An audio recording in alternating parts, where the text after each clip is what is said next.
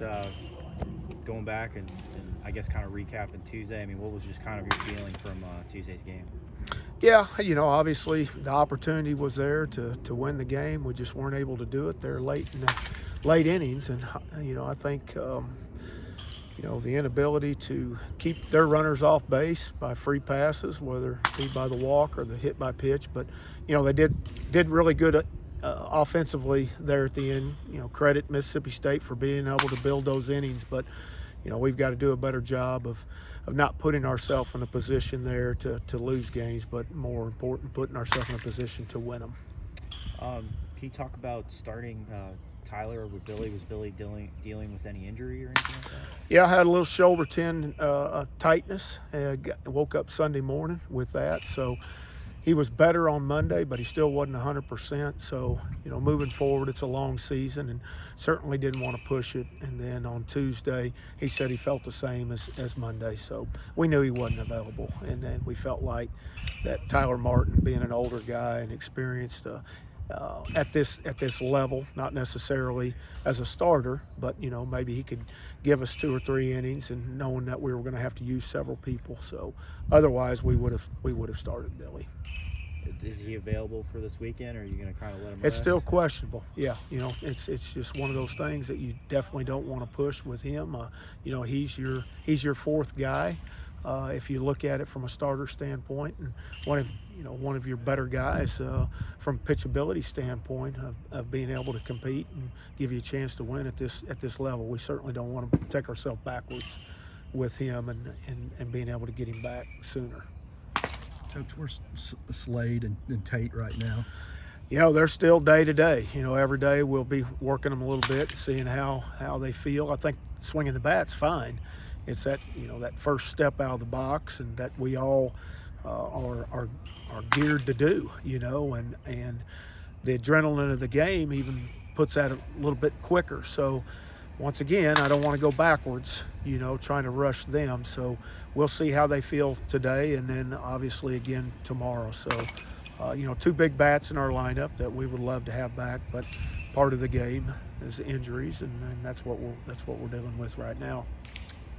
What's the approach when I know you and I hate the freebies, the walks, hit by pitch. I mean, got a lot of young guys, a lot of first-time guys. How do you kind of approach that? I mean, just instill to trust your stuff. They all have very good stuff. What they don't have is they don't have that experience behind them at this level. They do at the levels that they came from, but this is a different level, and the game can speed up on you, and certainly it feels like that's what's happened. I think we've got to make better pitches earlier in the count, and that's where we've kind of shot ourselves in the foot without getting too deep in the count with those. You talk about the game speeding up. Do you think now that you guys are going live with that pitch clock, guys are having to adjust to it? I think it's more on the hitters, Andrew, more than I do the pitchers. I mean, pitchers have 20 seconds. I mean, if they can't get the sign and can't get set and start their delivery within 20 seconds, then probably they should be penalized. From a hitter standpoint, we're having to rush through our signs really, really quick just because you got 10 seconds. He has to be ready to engage with the pitcher with both feet and eyes on the pitcher, ready to hit at 10 seconds. So, the sense of urgency there is you've got to get the signs, you've got to get them quick, and if you don't get them, there's really no repeat. You just go and wipe it off and maybe do it the next pitch, so because you just don't have time. Otherwise, you take the penalty of a strike, or you take an offensive timeout, one of your 3 offensive timeouts to redo the sign. So, what's the feeling for Dallas Baptist this weekend? Oh, a really good club. They're 7-1. Their numbers indicate that record too. They're hitting right at 300. I think they're 299 coming in. They don't give up a lot of home runs. They've only given up 3, and I think they've hit double digit right there around 12, but they steal bags. They play good defense. So a very solid club, one that took 3 from us last year over there.